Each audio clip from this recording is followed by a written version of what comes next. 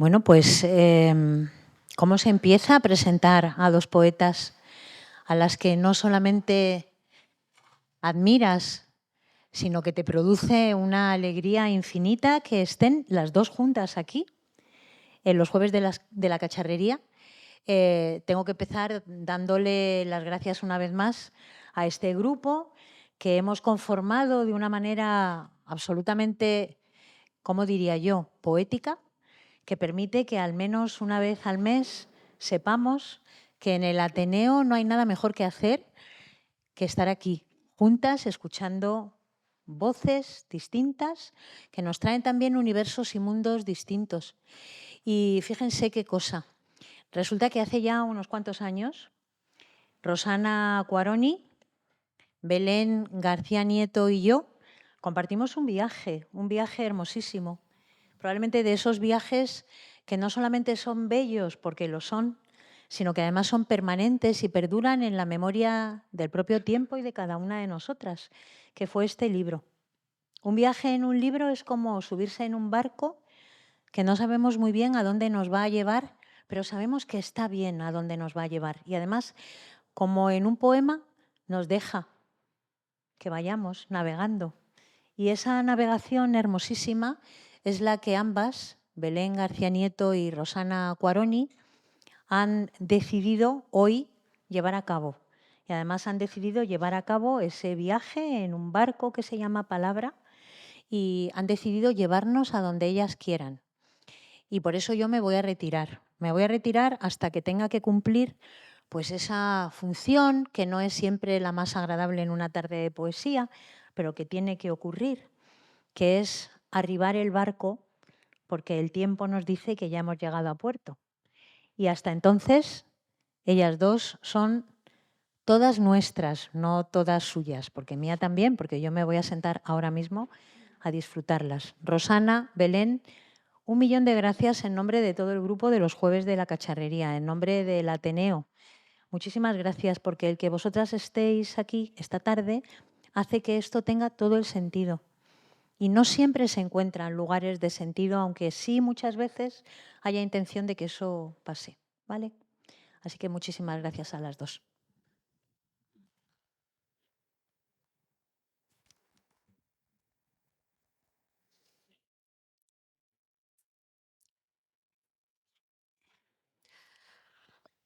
Poética. Hay un tiempo en que la leña arde en el paraíso climatizado de los seres prudentes, en un mundo sensato, comedido, donde ya nada nuevo es necesario. Un momento preciso para volver a casa cada día y rebañar a solas la miel del desencanto, la rebanada fría del dolor. Dentro de tu edificio hay una vibración imperceptible que avanza sin querer, como un desprendimiento de nieve encadenada que quisiera cegar la oscuridad. Es el frágil temblor de una luz que iniciara su descenso, la quemadura blanca de una noche interior que se vacía en el mismo momento en que la nieve desbroza su letargo, su breve oscuridad. Y una niña olvidada sostiene en algún mundo una cerilla, minúscula claridad que emana de la sombra y del silencio. La clarividencia de la noche borra los espejismos de la luz.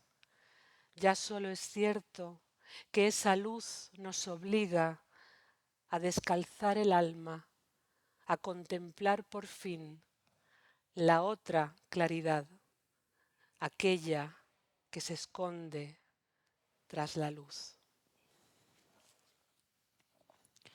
¿Por qué escribo yo? Dice el poeta Poipo que escribe sobre un tema que no le gusta a nadie, tampoco a él.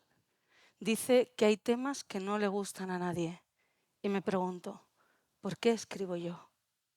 Si en este pueblo de árboles nadie toma asiento, si nada tan pequeño alcanza a verse desde tan lejos, ¿por qué escribo yo? En 1992, mientras las pantallas ardían con la antorcha olímpica, yo escribí mi primer poema, 10 días después de la muerte de Juan. Mi abrigo encogió durante la noche, se rasgaron las costuras por la espalda y apenas los botones conseguían colocarse uno frente a otro. Mi abrigo estrechó resquebrajando las normas del invierno y me pregunto, ¿por qué escribo yo? Si hay temas que no le gustan a nadie, si las bombas no se paran con palabras, ¿por qué escribo yo? En 1992, mientras los campeones se vestían de medallas, yo escribí mi primer poema, 10 días después de la muerte de Juan, y me pregunto, ¿por qué escribo yo? Bueno, buenas tardes a todos y a todas. La verdad es que es maravilloso ver esta sala que tiene tanto encanto y tanta historia, llena de amantes de la poesía que estáis aquí para escuchar. Mil gracias al Ateneo, a Marifé Santiago, a José Manuel Lucía, que no ha podido estar, a Farid, que sí está por ahí.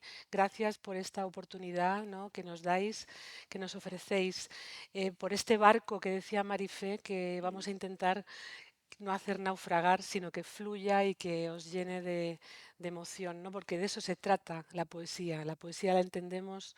Por eso hemos querido empezar con un poema un poco poética, ¿no? Tanto Belén como yo, embarcarnos en un diálogo en el que la lectura se va a ir tejiendo, ¿no?, a través de la conversación, ¿no? Es un poco la idea que queremos. Vamos a dialogar y mientras dialogamos vamos a ir entreverando el diálogo con distintos poemas, distintas lecturas, ¿no? Belén y yo además nos conocemos hace mucho tiempo, nos queremos mucho y no es casual que yo haya elegido este poema de Discordia de los Dóciles, que es un libro escrito como al arrullo de lo que fue el 15M, ¿no?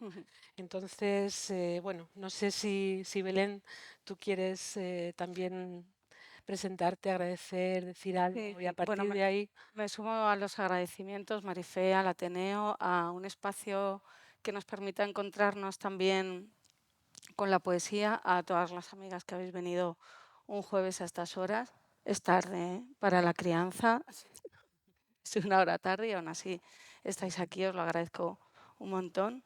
Y bueno, yo estoy muy contenta, muy feliz también porque, primero porque ha venido María Ángeles Maeso aquí hoy. Bueno, siempre me abraza mucho su presencia y, y a Rosana por hacerme partícipe también de esta conversación con ella, una poeta a la que quiero en lo personal y además la admiro mucho como poeta y que me gusta y me emociona.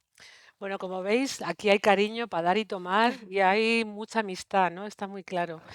Em, yo pensaba, claro, este libro es tu primer libro, ¿no? Mm, Y empezaste a escribir en el 92 ese primer poema del sí. que hablas, ¿no? Em, yo soy también una poeta lenta que he publicado relativamente poco. Que yo quería preguntarte por qué has tardado tanto en sacar este libro. Si eres Sí, consciente, ¿ha sido algo consciente? ¿Tiene que ver con tu propia manera de entender la poesía o el activismo, vivienda. el activismo? No hay otra Claro. respuesta. Cuando me fui a una segunda fila, yo siempre he militado bueno, siempre, desde hace muchos años, ¿no? Alrededor de 12 años de militancia en el Movimiento de Vivienda de Madrid. Es una militancia especialmente dura porque el día a día es, bueno, pues feroz, ¿no? Es un día a día muy intenso de desahucios, de negociaciones colectivas con una lucha desequilibrada, ¿no?, entre sociedad y vecinas, sociedad civil, vecinas y fondos buitres, bancos, en fin, una trama que es difícil de, de responder si no es en un día a día, pues a pie de cañón, ¿no? Y, y eso, eso y el trabajo pues me ha tenido bastante, era mi vida, ¿no? O sea Claro. que era difícil. Tenía este libro casi ya bastante preparado pero el punto final o el lazo lo pude poner cuando me fui a una segunda fila en la militancia en vivienda y ahí pude tener más tiempo. O sea, que uno de los temas molestos para la poesía tiene que ver con el compromiso, ¿no? Con lo que Sí. supone ese trabajo diario, ¿no? En la paz, Sí, queriendo parar desahucios con el cuerpo y con, ¿no? Y sí, con las ganas, ¿no? sí, hay poemas, claro, o sea que ha llenado muchas horas de mi vida y es algo con lo que me acostaba y me levantaba, con lo cual era imposible no escribir de eso, ¿no? Claro. Sí, realmente, a veces, hablando un poco de los temas de la poesía, ¿no? Si yo me planteo algunos poemas de este libro, que ya os digo que es de un libro del 2011, hay un poema, por ejemplo, que tiene que ver con la guerra de Irak y que si solamente le cambiáramos la palabra Irak y pusiéramos Gaza, sería un poema que serviría perfectamente para lo que estamos viviendo. Y eso es lo terrible, ¿no? Cómo luchar, y tú lo dices en el poema que acabas de leer, qué lugar ocupa la poesía, ¿no? Realmente en todo este horror que se mantiene, ¿no? Casi incólume, ¿no? En el mundo, estas injusticias, ¿cómo conciliarlo con la militancia, por ejemplo, ¿no? En tu caso, pues lo que estabas contando. Yo no sé si queréis que lea este poema para Sí. que veáis hasta qué punto, ¿no? Entonces dices, bueno, ¿hasta qué punto escribir, ¿no? ¿Por qué escribo yo?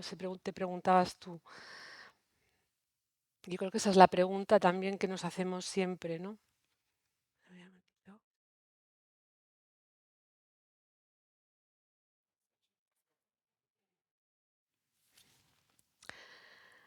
Lo voy a leer además cambiando el nombre. En vez de Bagdad es Gaza. Gaza, oigo a todos tus hijos, abiertos, desgarrados, llanura deshojada, oleaje de niños que caen en los mercados de los desposeídos, y esa cuna segada que rueda por el suelo, tu cicatriz manando de la herida, una herida que irrumpe en los amargos cajones del martirio. Gaza, fruto mortificado, oigo a todos tus hijos, látigos quebrantados en el nudo apretado de la noche. Gaza, te han cortado las manos, con espinas de ángel han izado los puentes, la barbarie, malaria de jardines y tristes cirujanos. Gaza, toda la luz del mundo, todos los nombres juntos, estela lapidaria que esconde la derrota de un Dios ensimismado.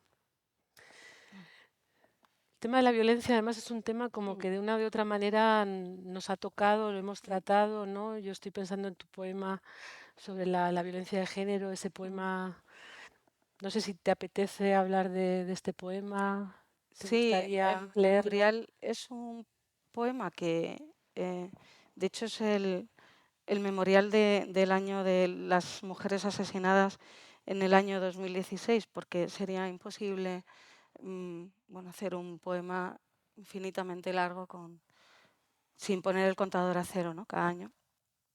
Y es un poema también, bueno, acaba con el verso de ¿y ahora quién se atreve a borrar sus nombres? ¿No? Porque en un sistema que da por sentadas a sus víctimas y naturaliza las muertes y los asesinatos, es un sistema bueno, pues que es criminal y que en él vivimos, ¿no? O sea que dar por sentadas las víctimas es peligroso y bueno, pues nace de ahí. Ujú. Pero bueno, es verdad también que este poema enlaza, ¿no? O sea, que yo con Rosana creo que hablamos de cosas muy parecidas, ¿no? En distintos poemarios, que me hablabas de los tiempos, pero creo que también entre este poemario que has leído y La Casa Grande hay un montón, 7 Sí, años, y hay a un lo gran mejor. salto también, ¿no? En cuanto a la manera de concebir lo poético y cómo de pronto a partir de la Casa Grande se integra en mi, Mm. en mi forma de describir la parte más vivencial, ¿no? La experiencia vital, ¿no? Cosa que no estaba tan clara en los poemarios anteriores, quizá me escondía más, ¿no? O bueno, o trazaba otros caminos, otras maneras de intentar expresar lo que quería, ¿no? A través de la poesía. Y además, también con La casa grande también hablas de violencia, bueno, Sí, como este claro, poema sí, sí. de memorial, de violencia estructural contra las mujeres en ese momento de... Sistémica, Sí, ¿no? sí. Violencia absolutamente sistémica. Bueno, para quien no conozca este poemario se publica en el 2018. Y yo siempre llevaba muchísimo tiempo queriendo contar esta historia, ¿no? Esta es la historia de un secreto familiar. Que además, perdón, ganó el podcast al premio Onda de... Sí, bueno, se hizo un podcast, le hizo Isabel Cadenas, que se llama, muy recomendable, se llama De eso no se habla, el podcast, y el primer capítulo, el primer episodio está dedicado a esa historia, y es verdad que ganó una mención especial en los premios Ondas, es verdad. Bueno, de hecho, esta niña soy yo. Esta es una foto sacada en el Retiro, ¿no? La típica foto de los años 60, ¿no? ¿Y qué cuenta este libro? Bueno, pues cuenta la historia de una mujer bueno, que vivió una situación mm, complicada, ¿no? Derivada de una España que no permitía, por ejemplo, el divorcio. Algo tan sencillo como un divorcio hubiera hecho que mi madre hubiera podido vivir ese amor transgresor y no legal, ¿no? De otra manera. Y eso hubiera hecho bueno, que no hubiera tenido que sufrir ni internamientos psiquiátricos ni desequilibrios, ¿no? y dolor, ¿no? Entonces, todo eso que era la historia previa cuando conoce a mi padre y ya empieza otra nueva vida, toda esa historia previa era un secreto que ella ocultaba, ¿no? Ese amor con ese haberse convertido en la amante de un hombre durante muchos años en aquella España de los años 50, ¿no? Y todo lo que le trajo, fue algo que de pronto se desvela, ¿no? Y yo quería contar esa historia porque me parecía que hablaba de las mujeres de esa época y que hablaba de una violencia sistémica y estructural, ¿no? No es casual que muchas mujeres, incluso artistas que se salían de la norma, hablo de Dora Maar, de Leonora Carrington, en fin, Silvia Plath, sufrieran, ¿no? Una forma de psiquiatría absolutamente violenta, cruel bueno, que nada tenía que ver con la curación, ¿no? Si quieres, leo algún Sí. poema. El primer poema que surge, que aparece del libro, yo recuerdo muy bien que estaba en la Complutense, acababa de terminar de dar una clase y tenía el ordenador encendido, ¿no? Y de pronto estaba la pantalla ahí y aparecieron, como a veces pasa esto, ¿no? Aparecieron los primeros versos de este poema como algo, ¿no? Que se te imponía, ¿no? ¿No? De la casa grande solo recuerdo aquel armario blanco encallado en aquel largo pasillo. Y a partir de ahí es como que comprendí que se podía hacer un poemario donde hubiera cierta narración y con un deseo de contar una historia, ¿no? Si queréis os leo el poema que abriría, ¿no? Un poco este proyecto. De la casa grande solo recuerdo aquel armario blanco encallado en aquel largo pasillo, como en un río encajonado y pedregoso, un útero vacío que no sangrase nunca y alumbrara por dentro. En su interior, entre sábanas perfumadas, mantelerías de hilo y toallas de rizo americano, mamá nos escondía bajo llave las fotos y las cartas de aquel desconocido.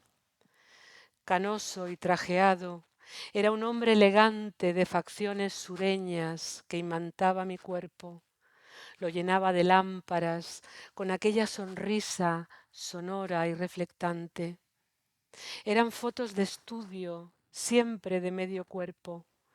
Su corbata ejemplar, el chaleco de ante abotonado, ligeramente abierto. Yo entraba en ellas como en un oleaje sin retorno. Me imaginaba dentro de aquella madre rebosante y eterna que siempre estaba huyendo. Me encarnaba en tu piel, me infiltraba en tu sueño de tálamo escindido, de camisón secreto. Después llegaba él y yo lo acariciaba con cada uno de tus dedos, que eran lentos navíos penetrando aquel hielo. Él sigue allí. A veces puedo verlo, apostado en mi infancia, cada vez más ajeno, mirando hacia el balcón de nuestra casa, mientras un limpiabotas le lustra los zapatos. Y es un libro, bueno, el tema de las madres, ¿no, Belén? Sí. Yo creo que no hay ninguna poeta, por lo menos mujer, Mm, que no le haya dedicado de una u sí. otra manera un poema al tema de la relación con la madre, ¿no? Las madres, Las madres, ese tema. ese temazo, ¿no? Sí, yo también voy a leer un poema a mi madre. Bueno, en nuestra familia, dos hermanos de mi madre, uno con 30 años y otro con 40 años, murieron de sobredosis de heroína. Y eso marcó un antes y un después en nuestra forma de relacionarnos y también en nuestra forma de ser. Yo tenía 9 años cuando murió Juan, que es el protagonista del primer poema de ¿Por qué escribo yo? Yo comienzo a escribir con la muerte de Juan en aquel 92, que todo era medallas con las Olimpiadas. Y 2 años más tarde murió mi tío Juan con 40 años también de sobredosis de heroína. Y, y bueno, el poema a mi madre, este, madre, soy un día de febrero entre tus manos, las sombras que abrazas en las noches de invierno y todos los pálidos otoños cerca de tu cama, cuando callejeabas del salón al baño, del baño a la habitación, dejando pasar el aire por las ventanas antes de cerrar los ojos. Soy la mañana en que murió el pequeño, cuando cerraste los puños, rígida de dolor, la columna inerte y todo lo que ya no quedaba de ti aplastado en la garganta. Soy las madrugadas de heroína que se llevaron sus vidas, la del pequeño y el mayor de tus hermanos. Cada una de las gotas que cayeron por tu rostro, hasta los labios y el sabor que dejaron en la lengua. Soy Amancio Prada por las mañanas, tarareando como si estuviera sola, dejando para después los quehaceres. Soy los poemas y las canciones que me despertaron cada sábado, las letras que ahora yo canto. Soy la pintura en la orilla de tus ojos, el calor del brasero, las mantas enredadas en la espalda. Soy los árboles que esperan a la primavera cuando desciende el agua de las fuentes. Soy las ciudades donde vives y las casas que te guardan, los nuevos idiomas, las palabras que dan la forma a tu boca. Soy cuando me miras. Un eucalipto de 60 metros y tallo recto, hojas de 30 centímetros, brillantes y duras, de flores solitarias y abundantes semillas. Soy porque me miras.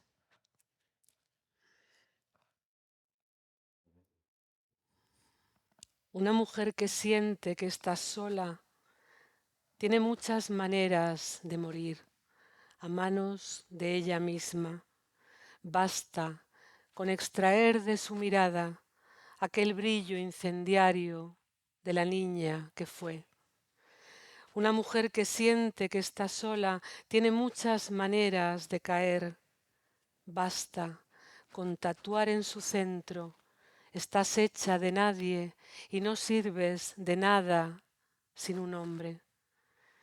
Una mujer que siente que está sola tiene muchas maneras de inmolarse por dentro sin que nadie lo note. Basta con amarrarse un corazón de hielo alrededor del cuerpo y esperar.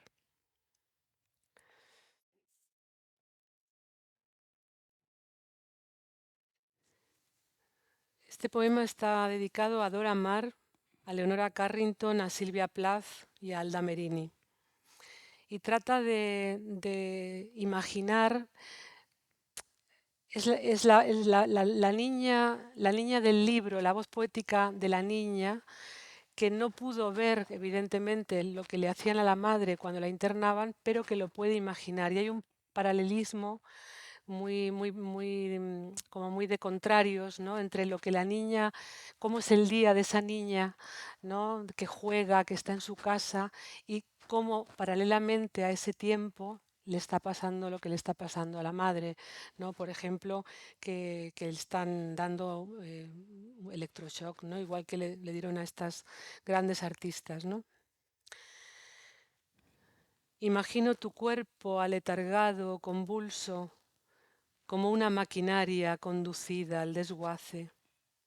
Ellos te abren la boca, yo abro al mismo tiempo los balcones de casa, ignoro sus barrotes. Tú aprietas con los dientes un trozo de madera, yo mastico y no trago, hago bola con el ácimo pan de la merienda. Ellos colocan sobre tu sien los electrodos, yo me pruebo diademas de pájaros y noches. Ellos sujetan con fuerza tus muñecas, yo saco a pasear todas mis Barbies.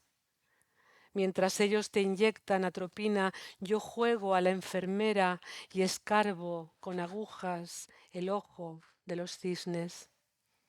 Ellos dicen descarga y es entonces cuando cumplo tu encargo.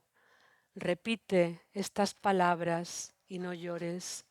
Dora, Leonora, Silvia, tu tejido florece en convulsiones. Alda, Leonora, Silvia. Yo sigo allí, violácea y lacerada, pronunciando sus nombres, nuestros nombres. Dora, Leonora, Silvia, Alda, Manuela, como una casta diva. Aquel infierno se llamaba Alonso Vega. Lo dices en un cuento que escribiste después. Me ataron con correas y apagaron la luz. Y yo no quiero dejar de repetirlo. Me ataron con correas y apagaron la luz. Quiero decirlo alto y para siempre. Fue en el Alonso Vega, en el 72. Te ataban con correas y apagaban la luz. Bueno, A ver, ¿cómo seguimos? no, entiende, eso es verdad, cómo seguimos, cómo seguir, ¿no?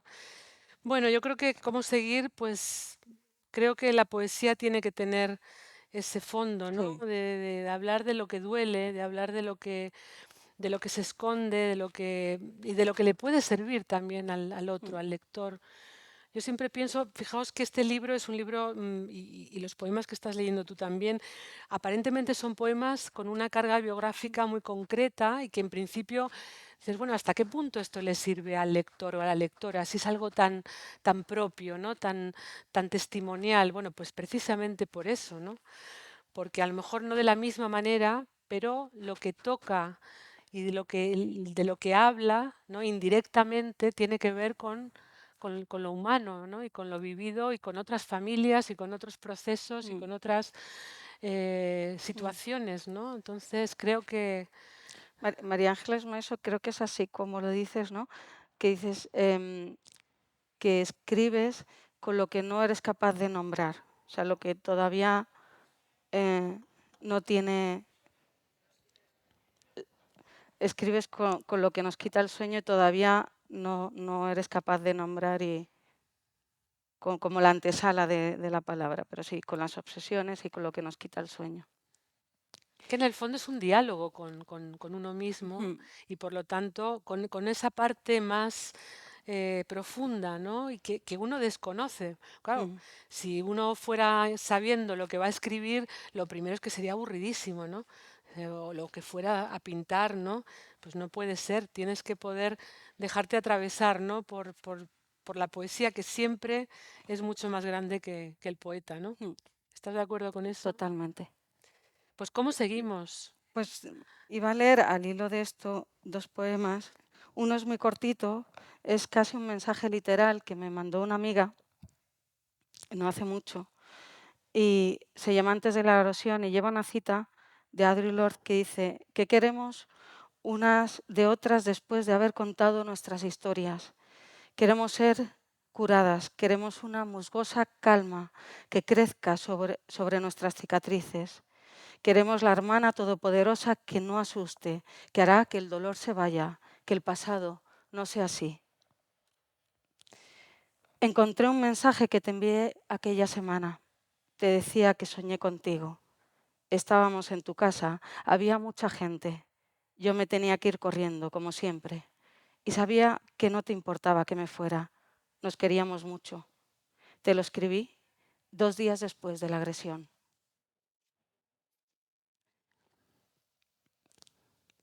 Como a Safo, suave por la piel, un fuego le corre al punto. Miles de tambores agitan la sangre dentro de mi pecho. Avanza en nosotras como una multitud, como el murmullo de un pueblo entero. Aparto hoja a hoja el luto del camino, alcanzo tu mano y avanzamos. Sobre el suelo reseco, las grietas alargan la lengua, como las fieras azuzan su apetito. Abasteces la tierra de agua y como Safo me vuelvo más verde que la hierba. Avanza en nosotras entre las poderosas manos del miedo, mientras vacían de imágenes las cabezas y van cayendo sobre la noche. A la altura de la cadera, los barrancos asaman la boca y avanzamos. Como Safo, desciendo con la capa azafrán desde los cielos. Avanza en nosotras y un desfilar de lluvias amanece, como arterias, alumbrando nuestra marcha. Bueno, creo que hemos atravesado la frontera del amor, ¿no? Un poco. Podíamos seguir navegando un poco hacia ahí, ¿no? Y ahí yo me reencuentro con este poemario, 18 siervas, que es el último poemario que he publicado el año pasado y que es un arsamandis, ¿no? Habla de amor, de un amor tardío y de una cueva. No sé si conocen una cueva, si no la conocéis, tenéis que ir porque es una cueva mágica. Es la cueva de Covalanas, que le da título al libro, porque allí es una cueva que está en Cantabria, en Ramales de la Victoria, y que tiene 18 ciervas pintadas rojas, ¿no? Maravillosas. Y es casi, para mí fue una revelación visitar esa cueva con la persona que amo. Y de ahí sale también un poema de amor que también fue como el que abre, ¿no? El poema raíz que abre también el proyecto de este libro que se fue poco a poco en estos años, desde el 2018 que publiqué el anterior, se fue poco a poco construyendo, ¿no? Voy a ver si lo encuentro y os lo leo.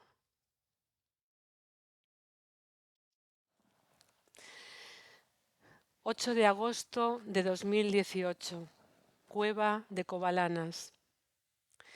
A veces el amor entra en una caverna, a tientas se estremece como un eco de lluvia que deshojara lento su retorno.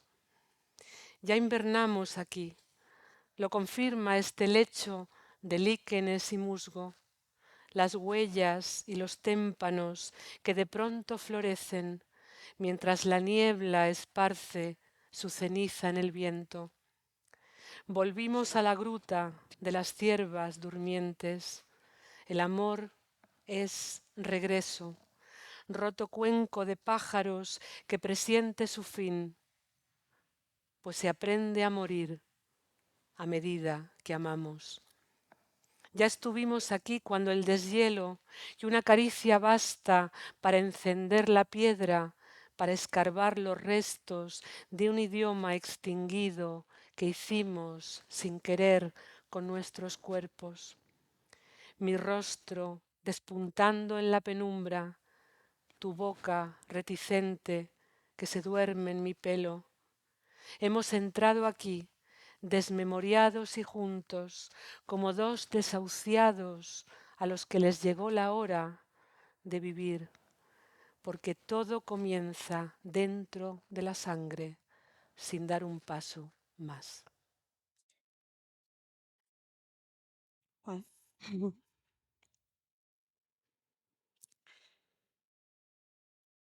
Bueno, voy a leer, así entrados en este tema.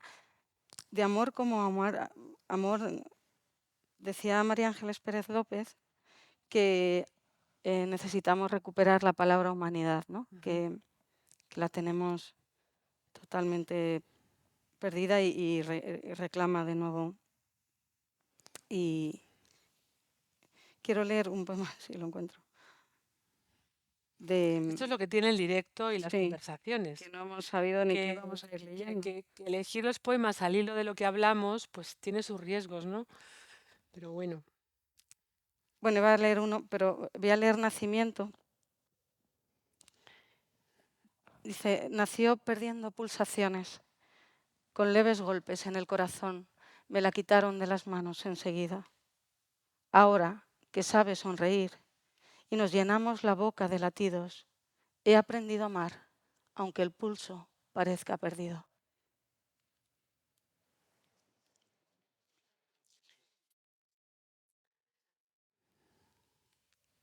Hay algo en ti, de mí, que ya ha tomado cuerpo. Algo de él que en mí aún se reconoce. Una arritmia quizá, un vano aliento, una gangrena insomne, un resto de espejismo al final de este túnel que retumba y dentro está mi padre que me mira y me dice, te dejé sola, hija.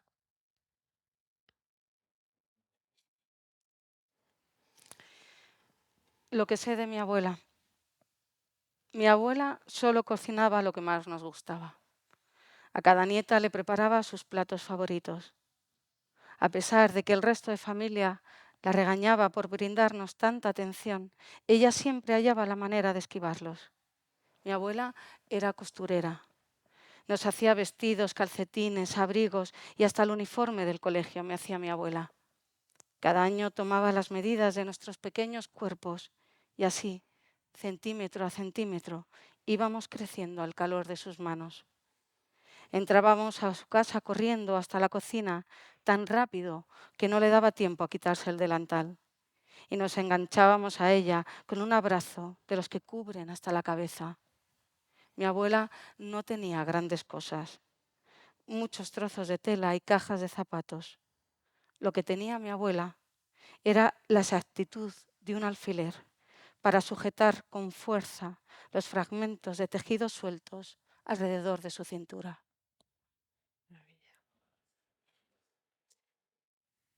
Han empezado a dialogar los poemas, ya Sí. directamente nos callamos nosotras.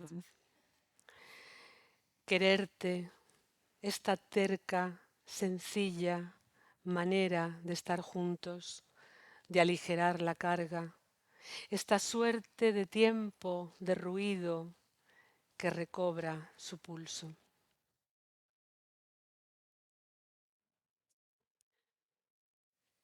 Verte leer me gusta, y aunque me despidiera de tus manos para siempre, la seguiría viendo, sostener cada página como si sujetaras la cabeza de una recién nacida. Se humedecen mis labios al mirarte, en el jardín la hierba ensaya contra el muro su ensortijada rúbrica. ¿Qué estás leyendo? Digo, y apuntas las palabras que te pueden servir. No hay nada más erótico que verte leer de espaldas a la luz. El hacedor de pan, bueno, Miguel no está aquí, ya sabes quién es Miguel, mucha gente. Es la persona que hace el 70%, para que yo pueda hacerlo además. El hacedor de pan. Amasa el pan como el pelaje de un animal abraza la sombra de la luna sobre el asfalto. Sabe que cada trozo llenará los vacíos que golpean los hombros y absorben apenas del aire lo que queda al llegar la noche. reparte el sonido que resquebraja la corteza cuando la tierra se rompe en pedazos y queda el silencio de las fracturas. Agarra mi mano, no sabe a dónde vamos, pero al viento le será difícil llevarse por delante dos cuerpos unidos por los extremos de una madeja. Amasa el pan como alumbra el fuego los perfiles del rostro, atendiendo a la presencia de pupilas que permanecen alerta a las temblorosas cifras de alambres antes de quedarse ciegas. Agita el agua sobre la harina, remueve la mezcla hasta desaparecer el grano. Todo queda envuelto en una masa dura y persistente. No hay hueco que deje camino a la bala. No hay grieta que responda a palabras trazadas con el surco de la muerte. Amasa el pan como las nubes rozan la espalda de las montañas, sin decir su procedencia. Dejan el corazón sobre la tierra. Mano sobre mano, amasa el pan y todo queda envuelto en una masa dura y persistente, a salvo de las piedras que nos lanzan, quienes saben que compartir la hogaza da comienzo a una nueva semilla. Qué maravilla eso, ese final. Qué manera de decirlo, esa frontera entre la poesía y el compromiso y la acción, ¿no? Y cómo ahí, de alguna forma, yo siento que contestamos o contestas en ese poema un poco a esa pregunta inicial, ¿no? De para qué escribimos y qué relación tiene con la acción, ¿no? Sí.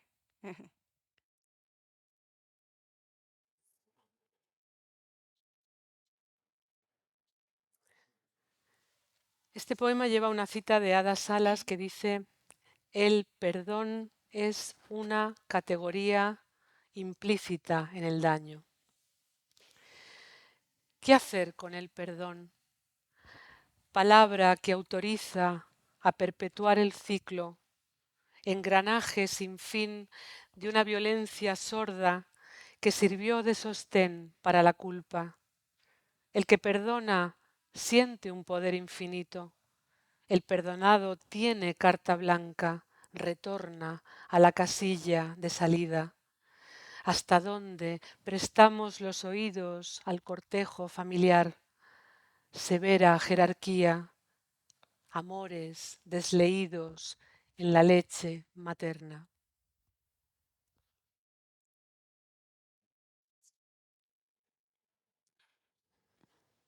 Yo tengo una petición Yo de que también, leas esa cosa. sí. El que tiene la cita del está tan fuerte de los galgos cuando el perro la presa. Ujú. El de Ana Pérez Cañamar es el que tiene la Sí, cita de Ana. no, tiene la cita de la presa. Bueno, es que hay varias. Esa, Claro. la página 67. Ah, vale. Ya con que me digas la página, entonces. Vale. Vale, hay que decir una cosa. Este libro he dicho que es un Ars Amandis y lo es, ¿no? Es un libro de celebración de un amor, de un nuevo amor, de un nuevo un amor tardío, actual, ¿no? Y que te revoluciona y bueno, es otra manera de revolución también, muchas veces el amor, ¿no? Cuando es tan auténtico. Pero en un momento dado de ese trabajo de escritura, que en mi caso dura tantos años, de pronto me surgió la necesidad en ese viaje, ¿no? De hablar de lo anterior, ¿no? Y como dice Angelina Gatell en la cita que incluyo en el libro, ¿no?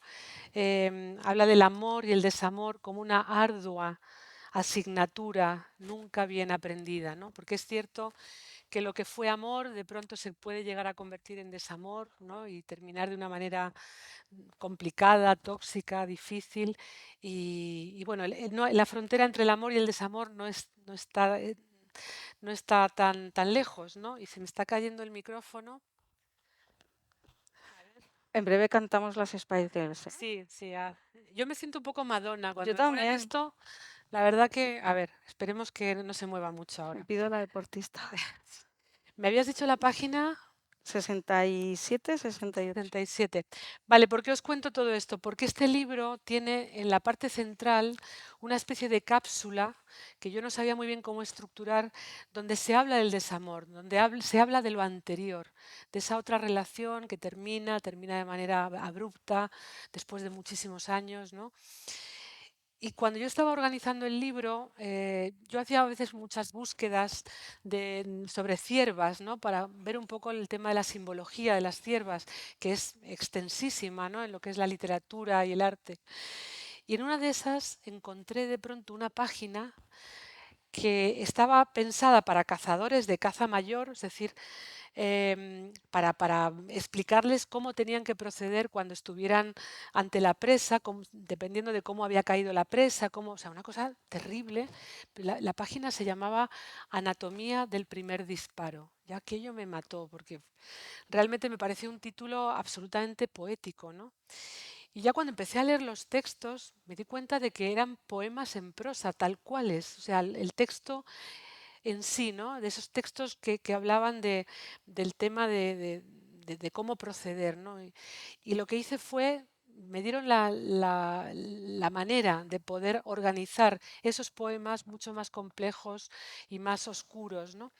Y de hecho están entreverados por esos poemas en prosa sacados directamente de esta página, por supuesto con una nota, ¿no? En la que se explica, ¿no? Cómo fue esto, ¿no? Y el poema que voy a leer está en esa cápsula y le precede este pequeño texto de la página de Cazadores que dice: la importancia del primer disparo consiste en que según la lesión infligida tendremos o no que rastrear al animal herido. Se encasquillan los bordes de la palabra puta. Reverbera a destiempo. No puede ser verdad. No reconoces el tono. Es la voz de un ventrílocuo.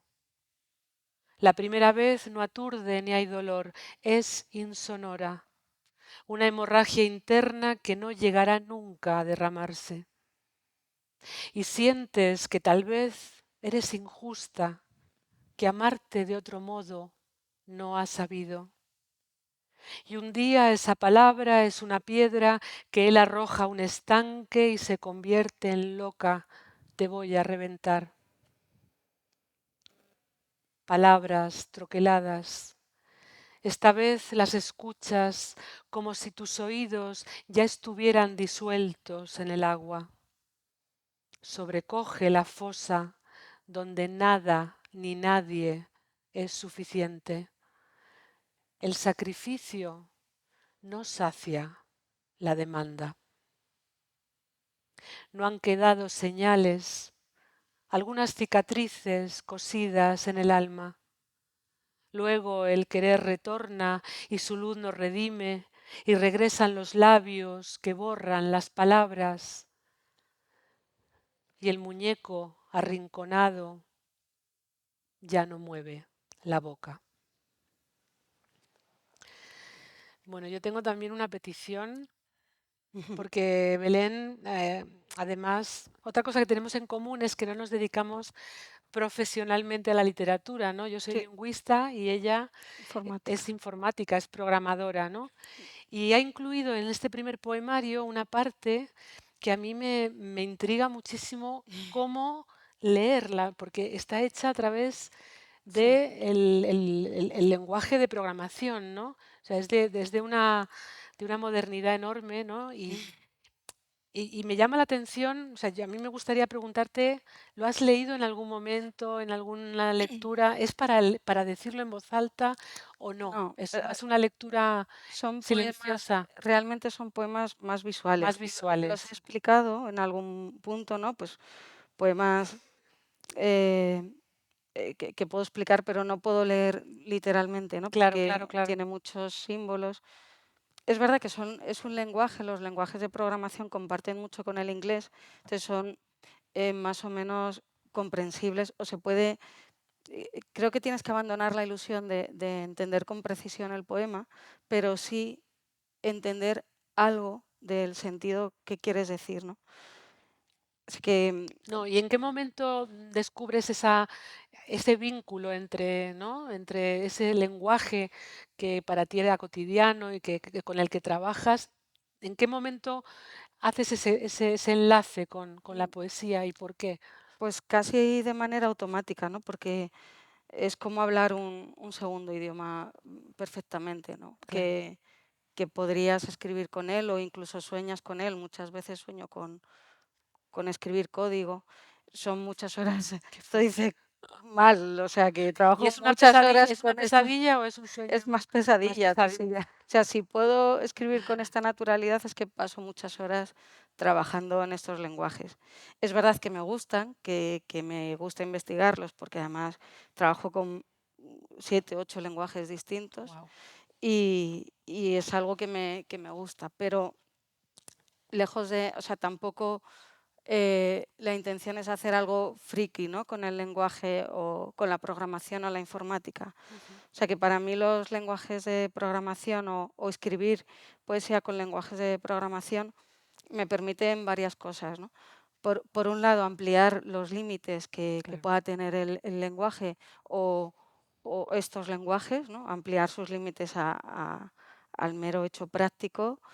Em, pero también me permite tener un talante crítico con la tecnología de la que poco sabemos con la tinta con la que está escrita, ¿no?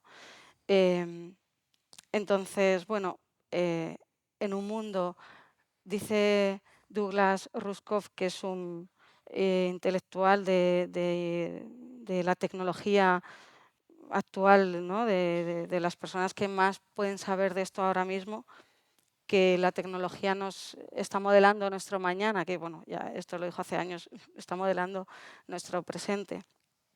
Y, y realmente es una caja negra para toda la mayoría de las Totalmente. personas, ¿no? Ah, Y está en manos de criminales, podríamos decir, ¿no? 6, 7 personas que, que dirigen el mundo con esto y que tenemos que ser conscientes que rigen nuestras vidas, ¿no? O hasta qué punto pueden, pueden incidir en nuestras vidas y en nuestra sociedad. Y, y bueno, acercar estos lenguajes los poemas código me permite acercar los lenguajes a la gente, sacarlos de esa caja negra, ¿no? No es tan complicado, claro, no es tan claro. complejo, no son difíciles.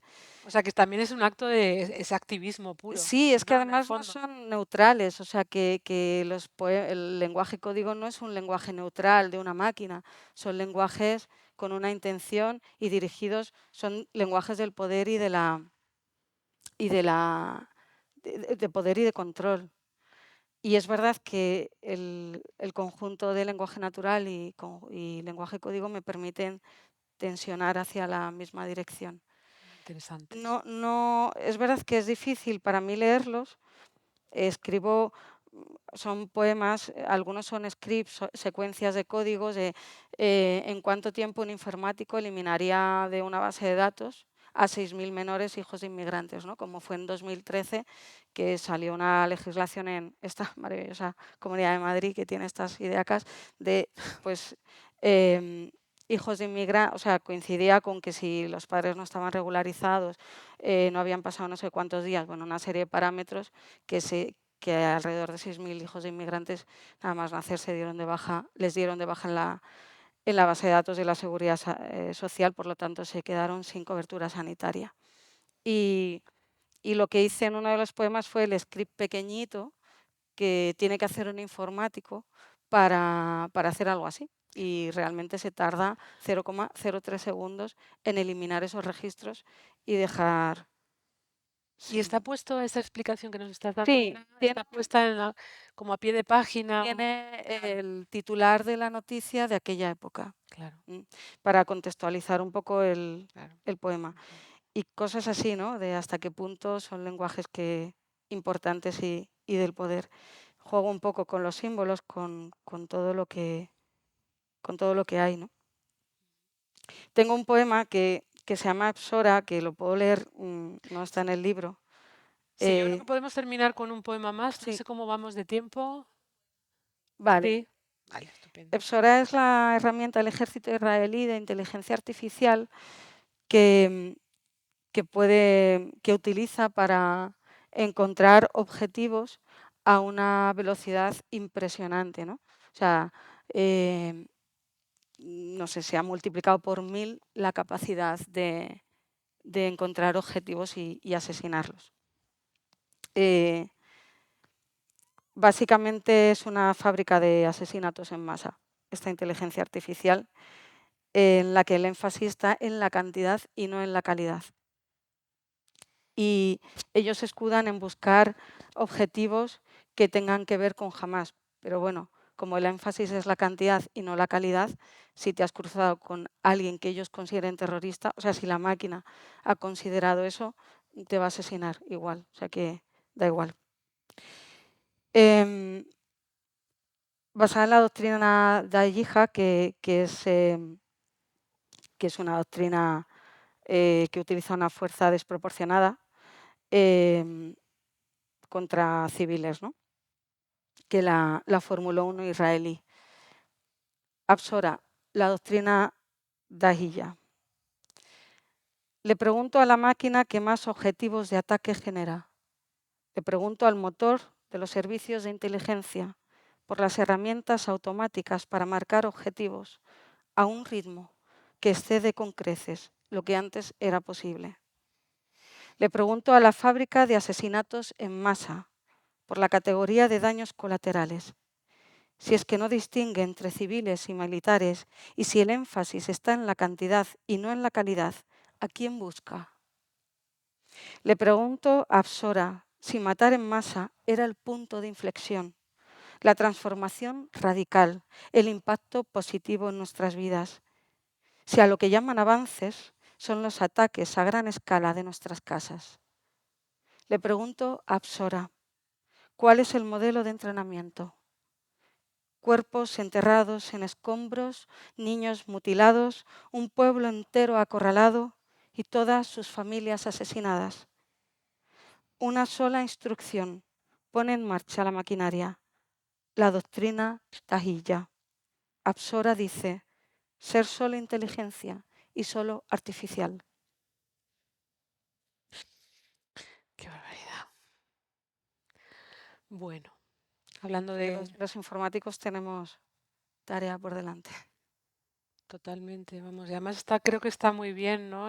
Poderlo dar a conocer, ¿no? Ese lenguaje, el lenguaje es poder. Entonces, poder acceder de alguna manera, ahora que nos estamos todos preguntando tanto por la inteligencia artificial, saber esa dimensión ideológica, ¿no? Que esconde, ¿no? Todos estos proyectos, ¿no? informáticos me parece muy, muy... Sí, donde además Google, Amazon están poniendo todos sus recursos. O sea, Sí, ha habido hace poco una pequeña, hablamos, porque en informática no hay muchas revoluciones, pequeña revolución de informáticos de Google que se están negando un poco a participar de esto, pero ahí está.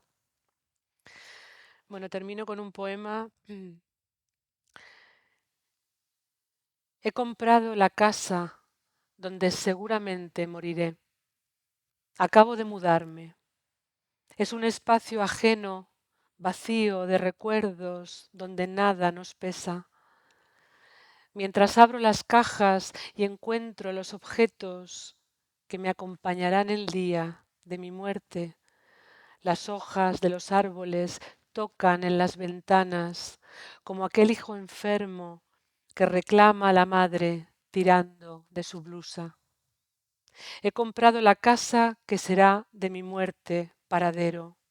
Limpio meticulosamente los armarios. Hay salitre en sus baldas. Arranco los precintos y germinan los rostros de aquellos que habitaron su terca transparencia de guirnalda sonámbula. Entonces se desprende un exudado antiguo de ciudad sumergida. Me echo sobre la cama para tomar aliento, una cama impoluta que será del amor también cobijo. Cuando me asomo al patio hay alguien que me observa y es un silencio en llamas. Al principio, una casa es solo eso, el tiempo que nos queda. Sin embargo, me he dejado una luz prendida en el recuerdo y estoy viendo a mi hijo regresar del colegio con la fiebre en los brazos. Muchas gracias.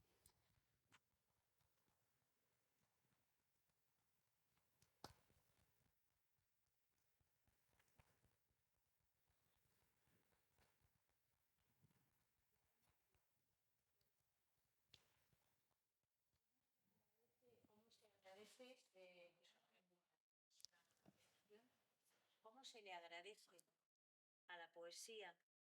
¿Cómo se le agradece a dos poetas una tarde? Seguramente con esa felicidad que procede no de lo que se cuenta, sino de lo que nos pasa cuando nos cuentan. Recordarán que yo les decía que nos habíamos encontrado las tres en un viaje. ¿No? Es verdad. Siempre lo es. Que no hay nada, me parece a mí, no sé si lo compartís conmigo o no, pero no hay nada más rebelde y revolucionario que la belleza. Porque la belleza es un lugar, dice el maestro Gamoneda, a donde no van a parar los cobardes. Creo que esto se ha visto con toda claridad esta tarde. Rosana, Belén, Gracias A ti. a ti. los libros están fuera. Ustedes tienen esa oportunidad única. Esto no que lo que pasa en es el momento de vivir. Y los libros están ahí para que si ustedes quieren los puedan recoger y puedan ellas también dejar este instante irrepetible en ese objeto llamado libro que forma parte también de su vida y de su biblioteca. Muchísimas gracias. Ya está. Muchas gracias, Marifé. Gracias.